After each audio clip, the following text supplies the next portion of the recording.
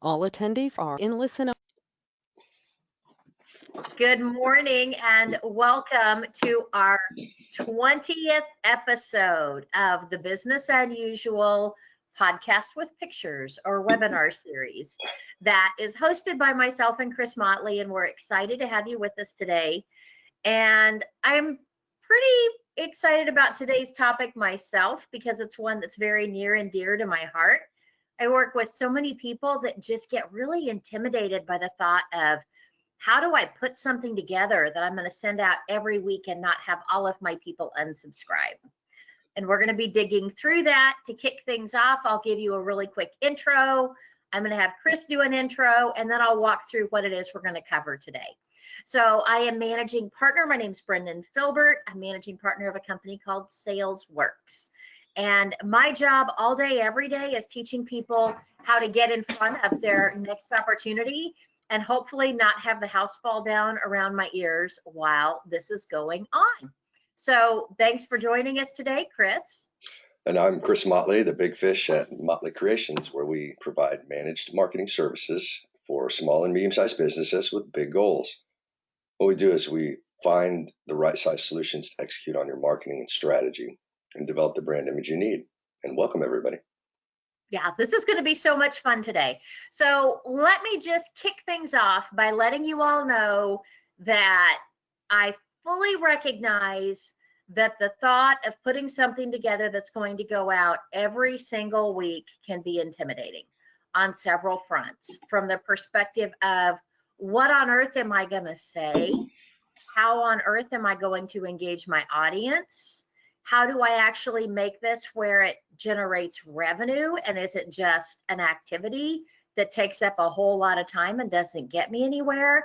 These are all things that Chris is going to walk us through today, as well as a host of others. I've seen the slide deck, and I know the content that he's going to be sharing, and there is some just amazing insight.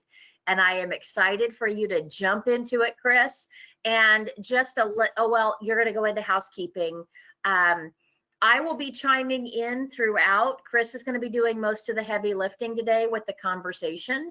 But just as he's talking through and talking about different concepts and how you're going to apply it, what I'm going to ask that you do is, as questions come up, the minute they come up, I want you to send them to us so that we can capture all of it, and then I'll give them to Chris throughout our conversation and make sure that you walk away from today with your plan for how you can put together a weekly email content series that you're going to be sending out to your top relationships. So, Chris, take it away.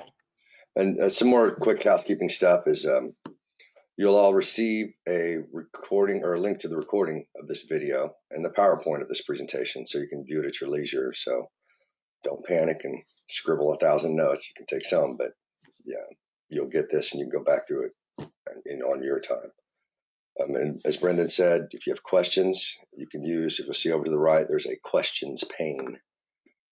So if you type your questions in there, Brendan will field those, and we'll set some time aside to answer some of those as we go. I'm going to go ahead and shut off my webcam.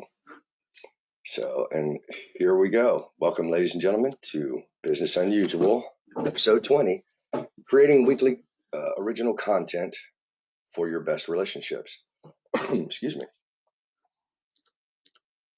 So who is this session for?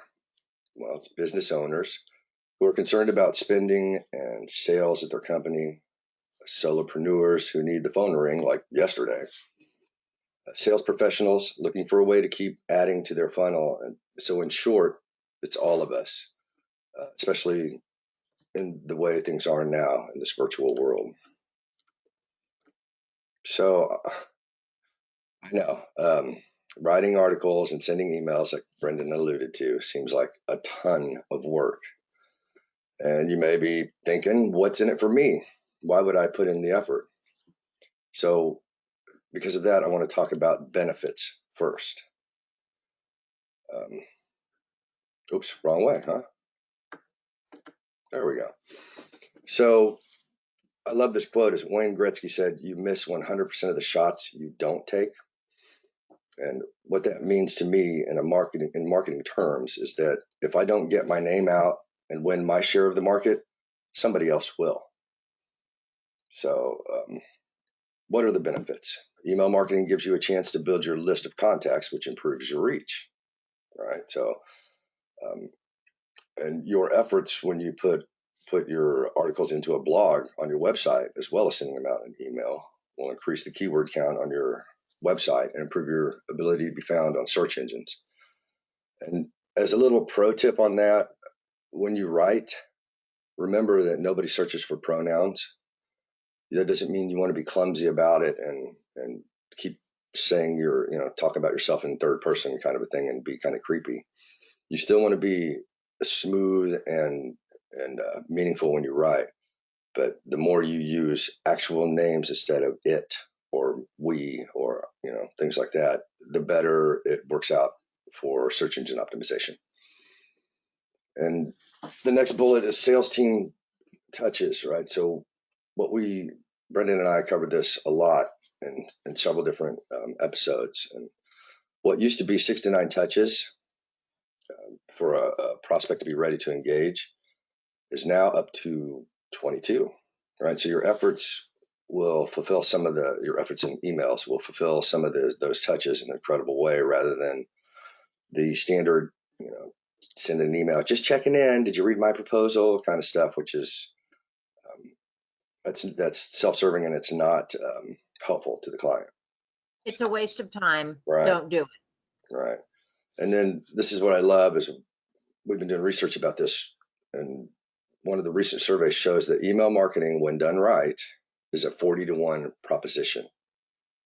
And that's insane. So if I spend if I spend $1 and do it right, I get 40 back. I mean, I don't know about you, but I think that's phenomenal. So on here, there we go. So now some intangibles. So when you add value, you bring trust. You build trust with prospects. People are more likely to engage you if they like you, and if they trust you, they like you, right? So this is beneficial in your buyer's journey. And then I love this. Brendan ends each webinar with a saying that we believe wholeheartedly. Tell them, Brendan. What do you say? In order to get what you want, you must help others get what they want. That's exactly right, and that's Emerson's law of compensation. And that's something that we truly believe in. And another thing is, I found that knowledge is never so ingrained in me as when I have to teach it to others and then explain why. So I also found that in researching those whys, I often expand my own horizons. And a good example of that is Brendan and I's partnership. I have looked into softwares that didn't interest me before, and when applied to a certain situation, they're phenomenal. For instance, later we're going to go over MailChimp and how that functions, and I was astounded to find out some of the features that MailChimp contains. And when you take on a blog and newsletter, you will sometimes, it's just inevitable, run out of time or just have writer's block, and that's when you call in the cavalry. So you get to grow your partnerships. You ask your referral partners to fill in, and it helps you both. It helps them to build their reach, and I find it helps me to learn to look at things from a different perspective, which makes me better. Not to mention it expands your sales force, because now you got other people championing your brand. And oh yeah, did I mention some of the 22 touches automated? So it's a great thing. So I know I'm probably preaching to the choir here, because you wouldn't be here unless you think that blogs and email marketing are a good idea, right? So let's get to the tricky part, which you might think is as difficult as herding cats, but I promise it's really not that bad. Hey, before we dive in, let's take just a really quick minute, because I've got a lot of our attendees that are logged on right now. So I've been waiting for a lot of our folks to get here. Right. What I would like to do real quick is, would you chat in on the questions pane and let me know, are you currently doing email marketing, or do you have any email campaigns that you regularly do with your clients? And when I say regularly, let's say more than twice a month. Let's start there. So I want to get a sense for whether or not we've got a lot of new people on the call today, Chris. Okay. So let's get a sense. I know I've got a few that are regulars. I've got Kathy on here who's had it going for quite some time with weekly campaigns. But we got a lot of other new folks. Mm-hmm. So just chat in real quick. Do you currently have something or no? So it's a yes or no question. Looks like we got some yeses.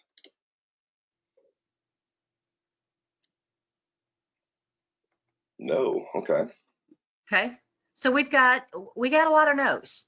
So Chris, we've got more, it looks like we've got more no's than yeses on our call today. So it's very good. You're going to see Chris's perspective. The initial part he's going to build in is that framework and how do you build your strategy. So run with it, Chris. All right. So, and it's not unusual that a lot of people don't do this because they see it as a monumental task. They have no idea of the parts that it takes. And a lot of people, that's part of what this slide is think, who would want to listen to me, which is kind of, I understand that kind of thinking, but here's the thing is first and foremost, you do you. You are an expert. Do I need to read this again? Are we all on the same page? You're an expert.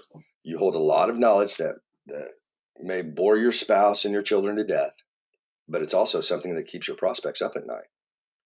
So you need to see the value in that. And then you need to learn how to frame it from your prospect's view. Part of our problem is we want to say, I'm great, I'm great, I'm great. And your prospects are walking around thinking about one person and it's not you. So, no more telling how great I am. And you start framing it up and what's in it for them. So, and you need to find your voice. And what Brendan and I believe is that success leaves clues. And what I mean by that is most great teachers tell stories. All have a style of their own. Some are funny, some are cheerleaders, some are evangelists. So if you're going to write, you need to read, you need to research. And what we believe is that success leaves clues. So see what others are doing and emulate it until you find your own voice. So another thing that comes up for people is, what do I write about? And what we think is brainstorm ideas. Think of the questions that your prospects commonly ask all through your sales funnel, even during engagement. Think of the issues you just dealt with last week or last month. Think of what the last client said as they were telling you why they're grateful. And now you have a list of topics to write about. And a pro tip here is don't edit during brainstorm. If you think of it, write it down. And some of it's going to be silly and not so useful, but I have also had lists of stuff I was going to write an article about, and because I was last minute at something, I wrote an article about something I thought wasn't a great idea, and it ended up being one of the most popular articles I wrote. So you just never know what your clients are really interested in reading about. So develop content, outline, and then write. I've written all my life, but I learned from Brendan to develop my writing because I used to be a seat of the pants kind of writer and depend on humor. And I believe that sometimes I sacrifice the message for the voice. Right? And what I learned, in our partnership recently is that I need to outline my article, get a overview of what I'm going to teach, and then make sure it's in proper order and makes sense. And then I can write a draft. So, and this leads into get a second set of eyes. I can't tell you how important this is. Get a second set of eyes, even for the outline part. I've sent Brendan outlines on every article I've done, and to make sure that it's in the right order, in a teachable order, because she's a lot more experienced at teaching than I am. And we all have a cousin Matilda that is like a grammar snob or something that, edits your emails and your anything and finds punctuations wrong. And so she would love to criticize you and make you better. So, there's always, it's better, I think, to make sure your spelling and your punctuation and things are right so people don't get distracted from the main message. And, always bounce your ideas and your writing off a trusted colleague. It will make sure that you're getting your message through. And this is critically important, is batch your efforts. If you're writing a 500-word article and you have 6 topics ready to go, then write while you're in the groove. So I don't know if you have any concept of what a 500-word article is, but just think of like a Word document at 1 page. That's pretty much, what it'll take up 1 page. So, and you don't have to make them all perfect, but you're batching them. So you write the first article, then you write the second article, and you write the third and fourth, and then you're in with the intent of coming back and refining. So, and by batching your efforts, you're going to be way more productive.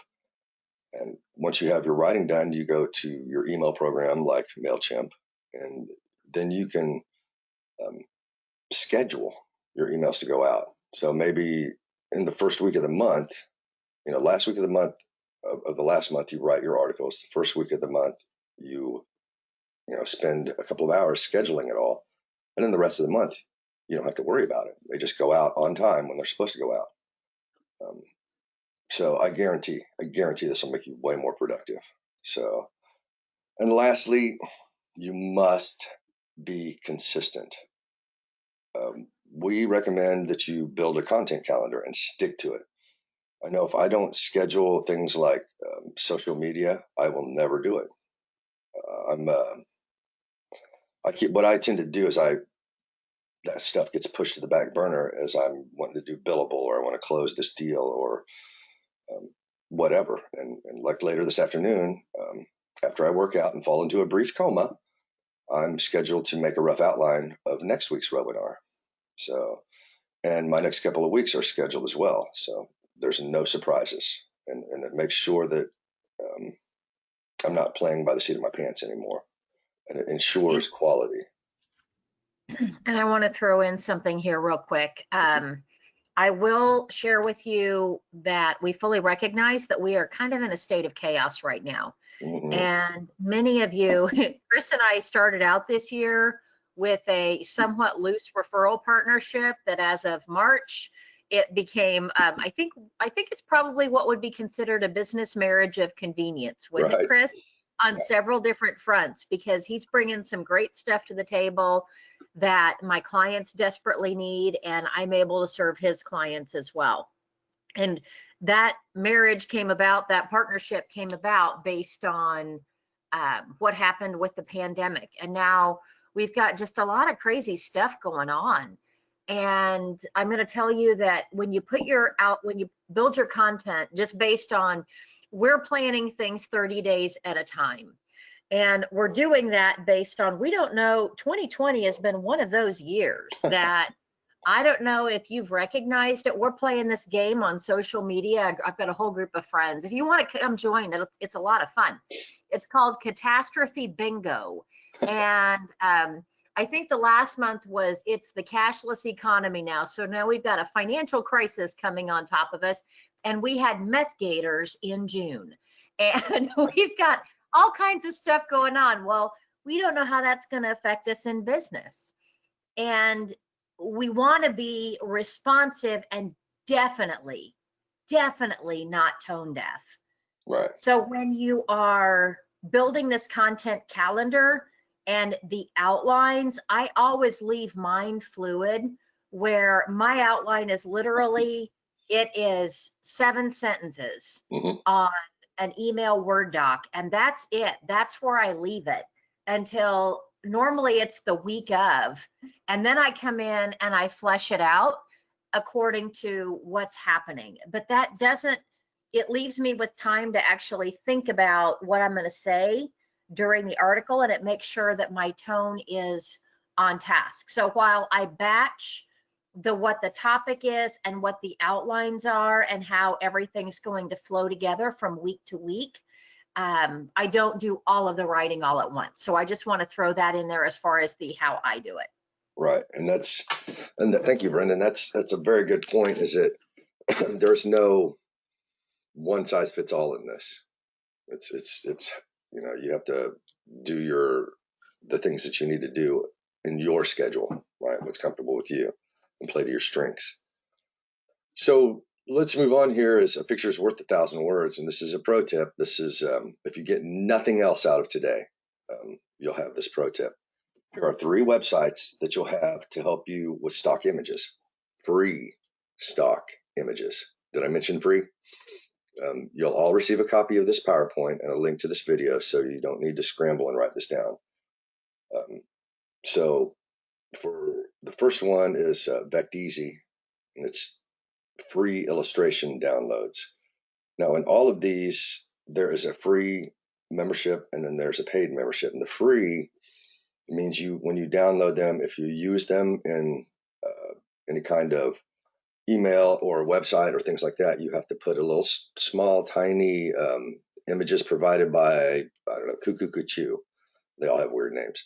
So you just have to reference, I got this image, and it can be 6-point type, it can be really tiny. So again, free illustration downloads from VectEasy. Then there's free photo downloads from pexels.com.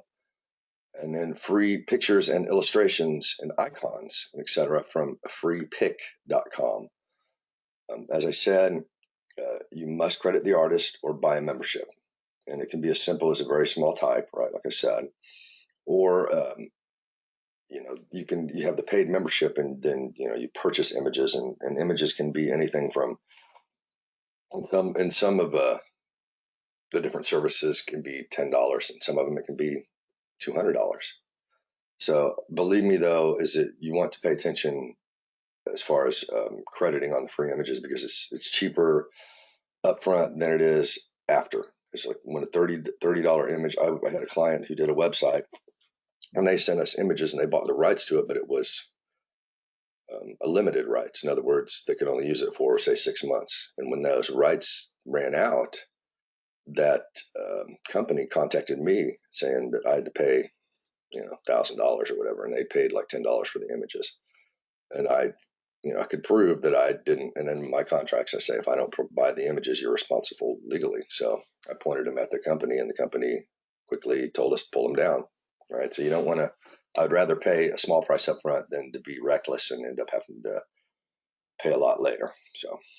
And you want to have images in there. And we learned about this last week in our Business Unusual webinar that we did on the virtual communication. More than 40% of people are visual, and your open rates, literally, when Chris started adding the visuals into my weekly email, my open rates doubled. Mm-hmm.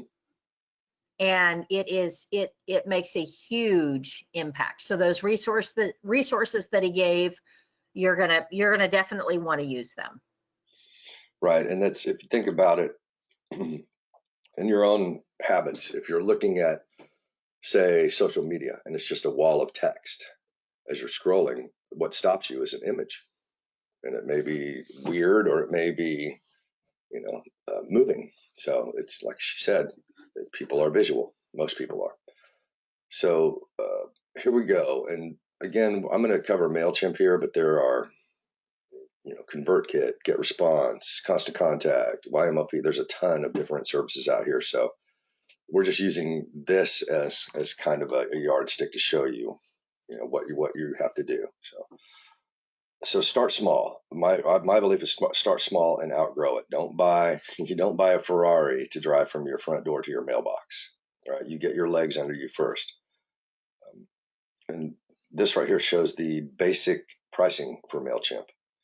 You can also see, on the left side there says plan pricing, and the bottom top features, and that actually goes down for a long ways.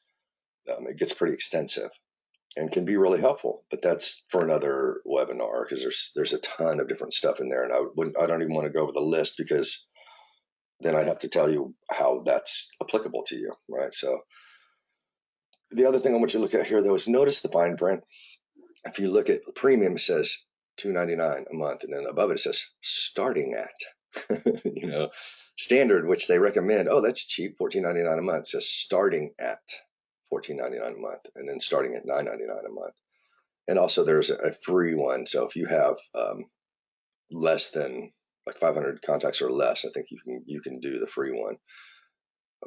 But so if you dig a little deeper and you click on those, so this is a standard plan, and you have to put in how many contacts you have. So that $14.99 went up to $99 a month with 10,000 contacts. Now we don't even have 10,000 contacts at this point, but and by the time you have 10,000 contacts, if you apply the $1 to $40, $99 a month isn't that big of a deal. So. And I will tell you that the plan that we're at right now, based on, I think we've got 2,500 on our list, is $40 a month. And we have a lot of the functionality and automations. I don't know, are you going to talk about automations? Yes, we'll get to that. Okay, perfect. Yeah. So on your mark and get set, fasten your seat belts and put your tray tables in the upright and locked position, because we're getting ready to run through how sending out emails and MailChimp works. And the operative word here is run. I'm a visual thinker, so I think and talk very fast. And I knew I was in trouble after one of our first webinars, as Brendan called me and said, "How do you think you did?" which is a very diplomatic way of saying I sounded like a kangaroo on helium that had drank 50-gallon drum full of coffee. But I digress. So let's get started here. So you need to choose your account, right, and set it all up. So you saw the first screens where you pick, and you can start with the free one. And at this point, we're going to pretend that you have, some articles written, and that you've gone to the free sites and downloaded some images, and now you're ready to actually start creating it. So you've set up your account, you've written your articles, you got your photos, you log in, and I apologize, I didn't put the screen before this because what it takes you to is, I think, the audience. Yeah, it's the audience landing page. And so you'll see up at the top, there's the little picture of the monkey, MailChimp, and then there's 3 over is the campaign. So you click on that, and this page comes up, and you can see this page grows down and down and down. We have a lot of campaigns, but that's just the first 3 or 4 that some of the stuff that we've got going on. And you can see it shows open percentages and click-throughs and things like that. So there's a lot of really helpful information in here. And up in the top right is a create campaign button. So you're going to start there. You can see where that circle is. You click that. And one point that I want to make about this is MailChimp truly does integrate with your CRM and your sales approach. Oh, yeah. And it does so much to help you with categorizing leads and recognizing who you need to reach out and engage with. And it is the absolute best way to take a large audience or group of contacts and stay top of mind with them. So, and one other point that I want to make is if you're still thinking about what on earth am I going to send out, recognize that every single email that you send out, what I encourage you to do is think of one mission that you have in your life. And, for my business, it's how do I help you get in front of an opportunity, whether it's a prospect or a career opportunity.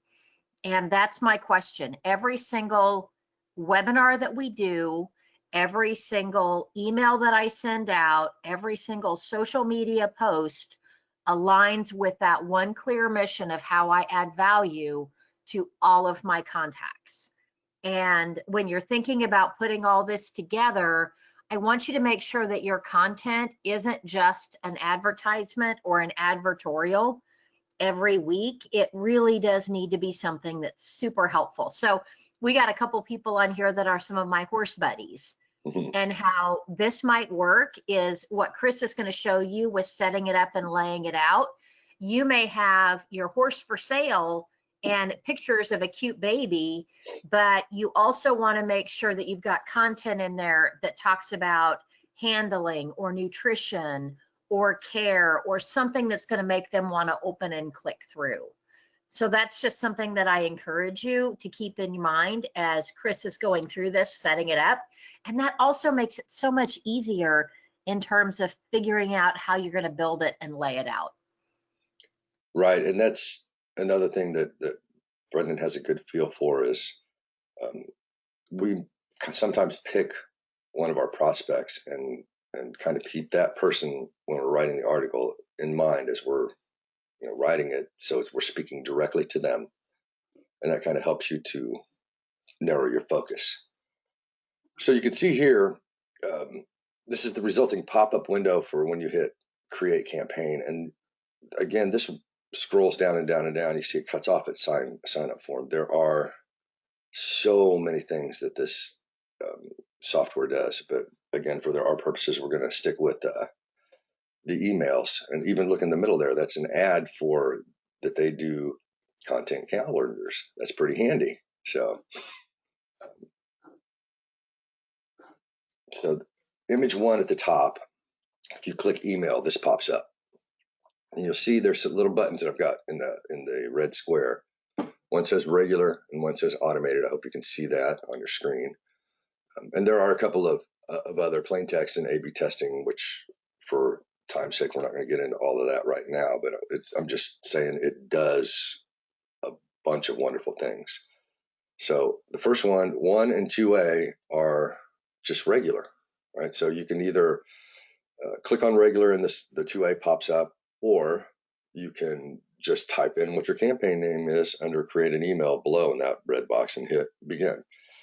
So the other side is automated. So if you click on automated, 2B pops up. An RSS feed and send timing. RSS feed is there's a function that you can have as part of your blog, and a lot of blogs have it already built in. You just have to talk to your webmaster. That it can actually send out your information in an RSS feed. In other words, it can be embedded on another site. So MailChimp in the automated form, you can literally set this up and put your, see what it says at the top there, RSS feed URL, which is, get it from your webmaster, but it's your blog URL. And then you can set, send it out what day, what time. And the thing about this is I like is that it only sends out when you write an article. So if you write an article once a week and you write it on Monday and you set it here to go out on Friday, that's when it'll go out. And then if you don't write an article the next week, it sends nothing. And in the beginning, when you set this up and put your URL in, say you have 50 old articles, it's not going to just all of a sudden send out 50 URLs. It's only as you build them. So it's kind of a cool little thing. And then that way you just have to write your articles and put them in your blog, and the emailed part of it is automated, right? So it's great. Let's go to, we're going to stick with regular right now. So you've nailed you've set up your campaign, you've named it already, which in this one it's BU Teach Test 1. And next you'll add the recipients. So you can see over there in that window, this is the window that pops up, and you see on the right hand side the yellow box says add recipients. So if in the event that you didn't upload all your recipients in setting up your account, you can click on that, and then if like what we have is certain audiences are tagged. So we have different groups that we can send an email to, or we can send it to everybody. So you want to pick that for your campaign, and in the beginning case, it'll probably be just send to everybody. So, and then the next little button is add from, right? So that's, I suggest you don't use your personal email address or your business email. As all the replies, all the out of offices, etc., will bounce right back to you. And that's not too bad when there's, a couple of hundred contacts. But when you get up to 10,000 contacts, that could be kind of overwhelming. So, and don't use, a pro tip here, don't use info@yourdomain.com, because spam bots immediately will guess that email address and start sending you spam. And that's easy to, that's just one of the first things they guess, like that, and webmaster and sales and things like that. So be clever. Like Brendan could use, cold call sucks at salesworks.com. And I challenge any spam bot to think that one up. I So think we need to do that, Chris. I know, right? So, See, come up with a great idea. right. So, right next is add subject line, and subject lines matter. Brandon and I go back and forth on this and kind of help each other make it resonate with people. So, you have a couple of seconds to get someone's attention or make them think it's just spam. So, you use terms and questions that interest them. And sometimes industry terms are lost on them. They don't know what that means. You want to be engaging. And another quick little pro tip is, if you go to a search engine like Google, you can type in a question, the beginnings of a question that maybe have to do with the topic you're talking about, and Google will fill in the rest of it. I used to always think that was annoying, and now I think it's pretty relevant because that's highly searched phrases. So if they're highly searched phrases, then that may help me to pick a subject line that's very sought after. And I suggest you write at least 10 to 15 subject lines for an email. And normally you're going to end up finding one that you like at about number 9 or 10. But it takes, and I will tell you that this is the most important part of your email is your subject line. The content has to be good, but your subject line has to be amazing. Right. And that's goes back to a few slides ago, is have another set of eyes. And I think it's always better to have somebody with a different perspective than your own. So now it's time for the design, and you can see there the last button that's squared out in red. It says design email, and some of you just had your heart rate go up as you look down at your dress shirt and not so matching sweatpants and bunny slippers. Don't worry, it's much easier than you think. And before you dive into that, one point that I want to make, Chris talked about tags on the last slide. Mm-hmm. You're going to want to tag the contacts and don't add audiences. MailChimp makes it super easy for you to add audiences, and you think, oh, how cool is this? I can put together all these different groups. But I will tell you about MailChimp in particular, that's how they bump your fees really fast. Right. And your workaround to get away from moving from the $14 a month to the $40 a month is to use tags instead of audiences. So build it that way from the beginning and don't end up where I am with trying to figure out how you undo 1,600 contacts. Right. And so this is the next screen after you hit design is, you're thinking, oh crap, I don't know HTML and I don't, what am I going to do? Well, if you can see up at the top, the first one, red box that I have yellowed, is layouts. And this is only the top box out of the gray, and that white there is only maybe half the page. And if you see the first yellow bar, it says sell products, make an appointment, tell a story, follow up. So it's organized by what you're trying to do. And then underneath it is just organized. It's the basic organized by one column, full width, on and on and on. So that's just if you want to pick it based on the content that you have to put in. So, and if you look at this, I chose the one in the circle. We're going to move on as we go forward. The basic one in that little tiny gray box, that's your logo. Then there's text. Then there's pictures, right? So that's just we're just doing an article. If you have, 2 or 3 different subjects or articles that you're previewing on this, 3 of them over is a 2 column. You see there's 2 little pictures over there, and maybe you have an image for each article. So again, we're going to start out simple with just the 1 column. And if you go back up to the top, next to layouts, and the next little red box is themes. And down below in the second white box on the bottom, you can see where it says featured, and this is the theme section. And this is only the top row because we didn't have enough space on the slide to show the whole page, because it's similar to the layouts. And it's what it is there's a bunch of pre-designed emails like this, and I'm not sure, but I think it's just fake companies. And then you pick one of these templates, and then you go back in and replace their information and their images with yours. Right? So you replace their logo with your logo. You erase the picture with your picture, and you put your text in, and then you change. If it's got a background color, you make sure that background color matches your logo. That's it. So again, it's much easier than you think it is. So let's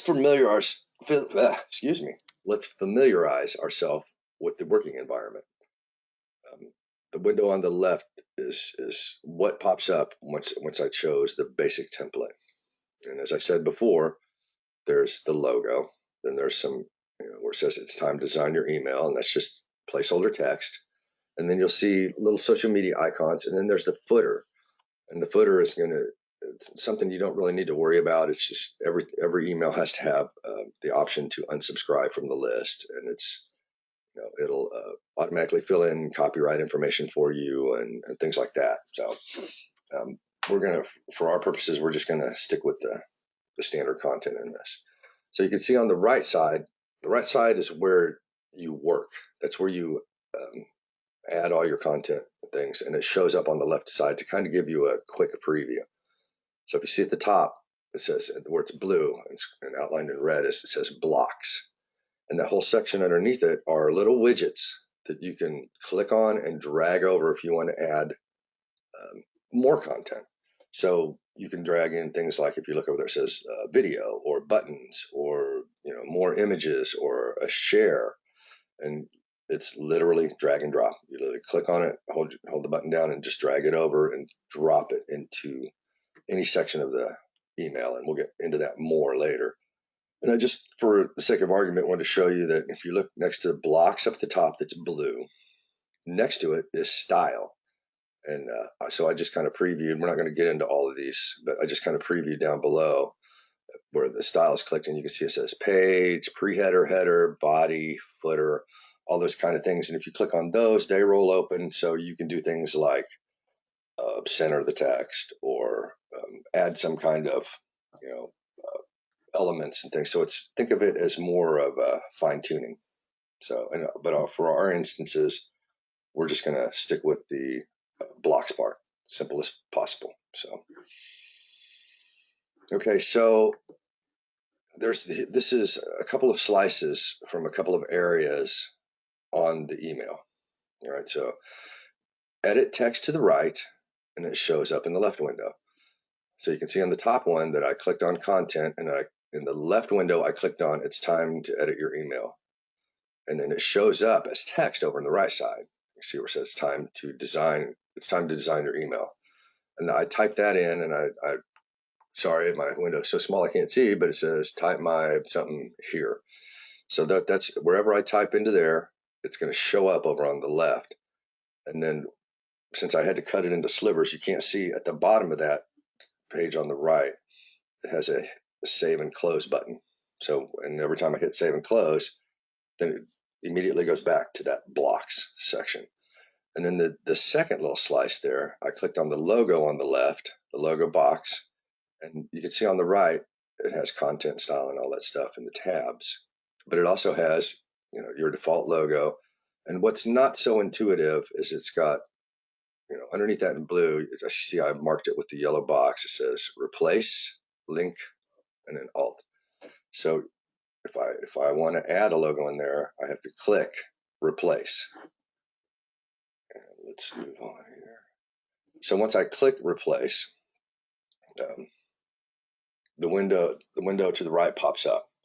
And when it first pops up you can see at the bottom one that I have the logo Business Unusual selected, and then it says insert up at the right. But when it first pops up, the images show if you've uploaded them. If you haven't, then where it says insert shows up as a top box in the top right hand corner where it says upload, and it's got the sorting features. So if you haven't uploaded anything, then when you get to here, you click upload, and you go choose all of your images. You can upload them all right now. It doesn't mean you're going to insert them in there, but you upload your images, and so you have a library like what you see below. And as you can see on the top left of the bottom picture, I chose the Business Unusual logo, and check that little box in there, and then you can see the up in the right hand corner of that, it turned the button green and put insert. So oops, I went backwards. So I inserted the logo in.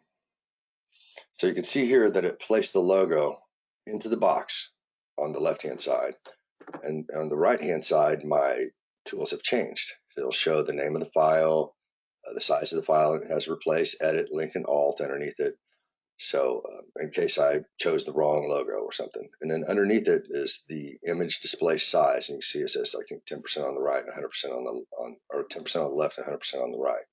So you can slide that back and forth to make your logo fit within your email and look nice. So let's do. So, we've already kind of covered the logo at the top, and then how I'm doing so far, the text. So there's the little footer links in the bottom, which is those social media things. When I click on that, the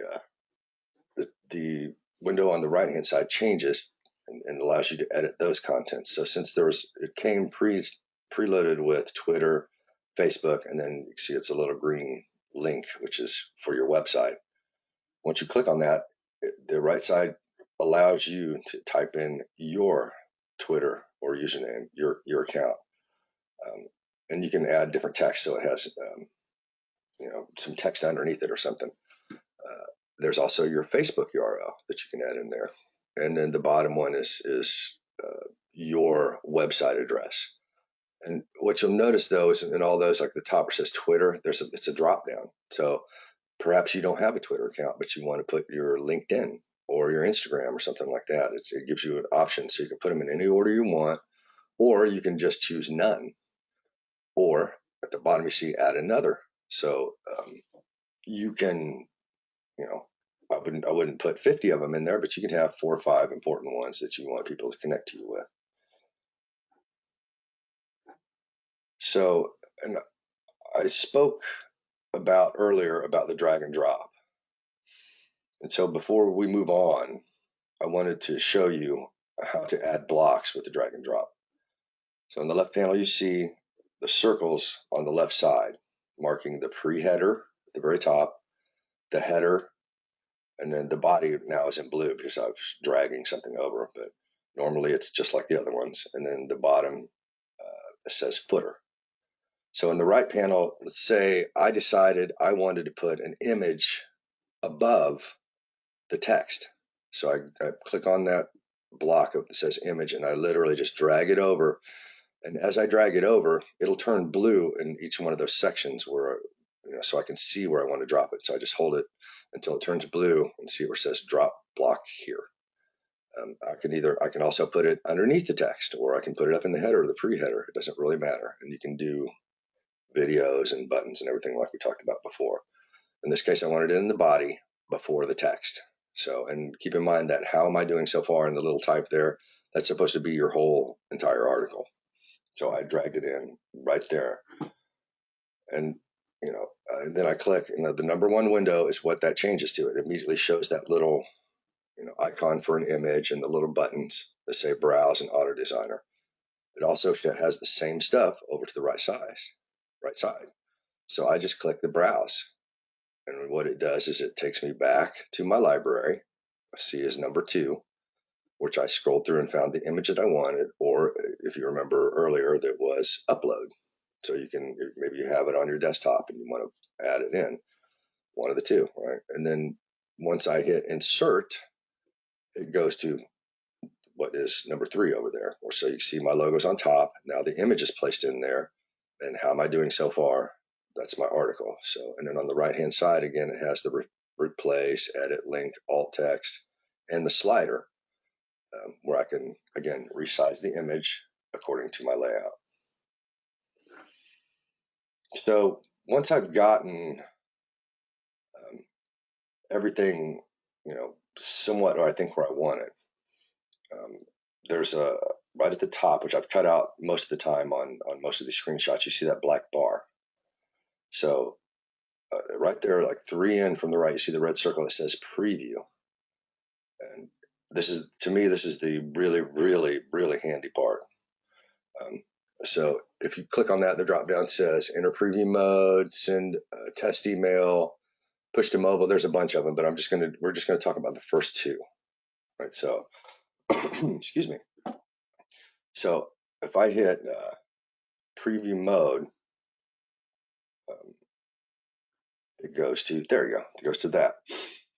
And what you can see there in the top, it says, and both of these left and right are actually the same window. I just did 2 different screenshots. So if you click on the first button that comes up is desktop. You see where it's blue and it's outlined with red. And this shows essentially basically what it's going to show on most desktops on your computer.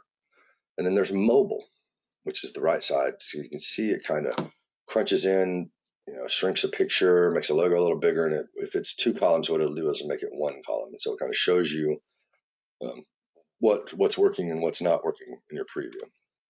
And man, this is so handy. What used to be the bane of my existence in years ago, before there was a MailChimp, and my quote MailChimp unquote back then was a young man from Wales named Jono. And please don't tell Jono I called him a chimp. And he would have to literally design it, send it out, and we'd have to set up 2 or 3 different computers with 4 or 5 different operating systems and phones, and test it on everything, because everything shows up different. Well, now these days, the coding is much better, and these systems can help you preview them, because there's nothing worse than sending out something that looks great in Outlook and comes into, say, Gmail and looks horrible, like pieces missing, horrible. So, and then the last box on the top right says inbox. And this is, again, phenomenal. I love this. I went ahead and picked a few different settings on the right-hand side. So when you click on inbox, over to the right, you'll see, it says Apple Mail 12 and Outlook 2019, iPad, iPhone X, all that on the right. There's a long list of things over there. And rather than have all those listed, I just went ahead and picked, Apple Mail on System 12, iPad, iPhone X, Android Gmail, Office 365 on Firefox, and like I said before, is it the programming on all these different things like Chrome and Firefox and Safari, or there didn't used to be any kind of standardization, so things that looked great in one didn't looked horrible in another. And so this is a wonderful thing that you can sit and preview it in every different thing. And you see the blue box on the right as I clicked on Gmail, Firefox, and the window changed to what looks like a Gmail account. It shows how it looks, which to me, it looks pretty good right now. So what we do is then go up to top right, see there's a little X, and you close out of preview mode. So once you exit out of preview mode, you can either, you see up at the top it says finish later, schedule, oops, went backwards on you. Finish later, schedule, and I believe it says send. You can either, if you have, say, something else that you need to finalize before you can send this out, or you ran out of time, you can just hit finish later and it saves it as a draft, and you can come back. Or you can go through you see where the red boxes are. You can make sure that it's going to the right people, that's coming from the right email address, and that your subject line matches what your article is. And I'm guilty of doing that. I once sent out an email from one of my articles and forgot to change it from Brendan's the subject line, which is not a good thing to do. So you make sure everything is okay. And what you can do, if you're not completely satisfied with the inbox testing, as you can see, and I strongly suggest you do this, the little picture thumbnail of your email, underneath it says send a test email. And you can set it up where it sends it to 2 or 3 different email addresses so you can actually see it, what it looks like before you send it out. And then go back up to the top where it says schedule. And this is kind of part of what we talked about, the automation. You can set up a schedule to where whatever day you want it to go out and whatever time you want it to go out. And believe me, it matters. But that's maybe a whole nother webinar right there. I would suggest if you're just starting out that Tuesdays, not Monday, do it Tuesdays, send it out on Tuesdays, anywhere from, I don't know, 10 a.m. to 9 a.m. to 1 p.m. right in there as a good start and see what your open rate is. And then you can send it on various other times. And as a quick pro tip is Mondays are a bad time to send out stuff because people's inbox is full from the weekend and they're just trying to get their week planned out. And Fridays is equally bad because people are, if your prospects are corporate, they've probably checked out and are thinking about the fishing trip or the golf game or the vacation they're going on or something. So it really matters when you send it out. So, so you've got let's say you've saved yours and you've scheduled it to go out next week, or you've even sent out a test, and then you could hit finish later. So now we talked about batching, and there's 2 ways. Well, there's more than that, but there's 2 ways here that I'm going to cover that you can do the batching process. So both of these windows are sections of the campaign view, so it's the same window, but the top one says the BU teach test, right? So that's just, you see it says draft inside the box. That's the one I just got done doing. And they always have over to the right another drop down box. And you can either click that drop down box that says edit and then drop it down to replicate, and it'll duplicate your email. See, it shows up like this. And then you can change the title and who it goes to and things like that. Or you can hit the create new button or create campaign button on the bottom window. See, it's in the circle there. And the question you have to ask yourself when you get to this point is, are you batching? Are you just doing the same kind of articles, going on and on and on and just kind of getting 4 articles up? Or maybe you just finished an article and now you want to do I don't know, automated thank you email, which is going to be completely different than your article. So your thank you email would be no pictures, things like that. So it's a completely different template. The easiest way to do this is just replicate what you've done because it's already got your logo. It's already got all the different things in it. All you have to do is replace the text and the image. So yeah, so you can see here with replicate, the top window pops up, and I just need to change BU teach test 1 copy 01, change that to what I want it to be now. And again, check your subject line and then edit your design or pick a new theme. And the other thing is that if you hit create campaign, you see you got regular, automated, and if you click regular, you just put a new name in and hit begin. So, and then you lather, rinse, and repeat if you're batching. So, are you full yet? I know we're kind of at the top of the hour here. We're out of time, but my son, when he was little, had the best way of saying things, and he'd say, "Daddy, my brain is full," when he wanted me to stop talking at him, and he also said things like, "Daddy, hold me in a circle," which is a good way to kill a man with cuteness. But again, I digress. So, um, let's wrap up here. You must be present to win. There's a saying by Eric Thomas that says, "Don't expect front row seats if you're giving nosebleed effort." And I think that's apropos to this in context. A content calendar will change your daydream into a goal, right? Batching your efforts will make you much more efficient. Be consistent. You're trying to earn trust here, and being inconsistent doesn't earn trust. And when he says consistent, you really need to show up weekly. Yep. Whenever you're sending emails. And I know that that's the biggest area that people get stuck, is thinking weekly is too much. I'm telling you, your list doesn't even engage until you start sending weekly emails and you keep at it for 2 to 3 months. That's when they get used to seeing you show up, because people just are not good at being consistent. And when you're consistent and you add value, your business is going to explode in all the right ways and none of the wrong ones. Yeah, it's very true. So the next bullet is be courteous and give to get. Approach this with the servant's mentality. If you walk around going, what's in it for me? The answer will always be not enough. Change your outlook and change your life.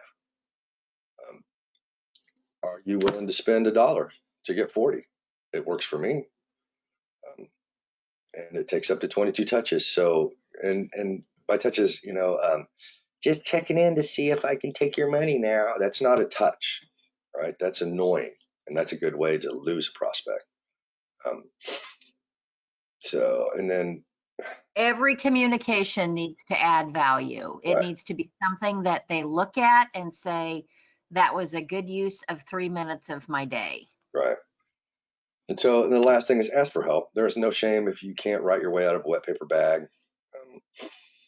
Every second of your time has value. Brendan taught me this. And if my time is worth $100 an hour billable and it takes me 5 hours to do one article, and I can pay a professional $100 to write one article, I'd say that's a win. Right. So play to your strengths, and however you do it, just do it. So Brendan and I would like to sincerely thank the Women's Business Center for sponsoring these webinars. We truly do appreciate their support. Excuse me. And we respect the resources that they've gone to great effort to provide. You can go to the link here, kansascitywbc.eventbrite.com, to find some outstanding content. And they've now added a YouTube channel, which is super exciting. So make sure you check out their YouTube channel for some great topics. And then we also have a YouTube channel that we would love to have you subscribe to, where we have posted the previous episodes. And there are several, for instance, the conducting A/B test and figuring out what do your prospects want to hear about. We did entire episodes on that early on when we were talking about preparing to pivot during the pandemic. We've got some great resources out there that we encourage you to take advantage of. And it's all free. It's here for you to help you be more effective at capturing your next opportunity, whatever that may happen to be. Correct. And one more thing we'd like to offer you is a chance to get in on this program that Brendan and I have been developing. And I have to say that in building this, Brendan astounds me left and right. We're going through some final tweaks a week ago or so, and that feeling you get when all the pieces fall into place. It made the hairs on my arm stand on end. I truly believe in this product, and we're in the final stages of edits after our beta trial, and you can click the link below to get on the waiting list. There's absolutely no obligation. We're not going to hassle you about it. It's just that when it's ready to go, we can send you some information about it. And then I'd like to say thank you all so much for showing up today. I appreciate your time, and I hope I've been able to provide you some helpful information. And I'm sure you're thinking, Daddy, I'm sorry. Chris, my brain is full. Please stop talking. I just want to say, have a great rest of your, have a wonderful day and a wonderful weekend. And Brendan? Remember to get what you want. You have always got to help others get what they want. We appreciate your time, and we look forward to serving you in the future. Make sure you tune back in next week.